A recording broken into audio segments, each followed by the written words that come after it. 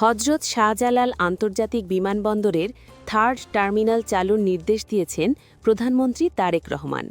রবিবার সচিবালয়ে মন্ত্রিপরিষদ সম্মেলন কক্ষে অনুষ্ঠিত বৈঠকে এ নির্দেশ দেন তিনি।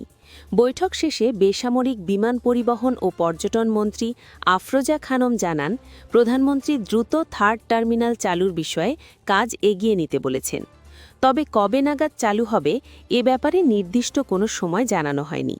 মন্ত্রী বলেন, কিছু সুপারিশ ছিল, কিছু অংশ ভাঙতে হবে, নেটওয়ার্ক সমস্যাও ছিল। যদিও ৯৯% বেশি কাজ শেষ, তবুও কেন এখনও চালু হয়নি সে প্রশ্নের জবাবে তিনি বলেন, বিষয়টি আগের অন্তর্বর্তী সরকারের সময়ের। এখন সরকার দ্রুত চালুর লক্ষ্যে কাজ করছে। বিমানবন্দরের থার্ড টার্মিনাল কবে খুলছে জানতে চোখ রাখুন আমাদের চ্যানেলে। Subscribe now for daily news and updates.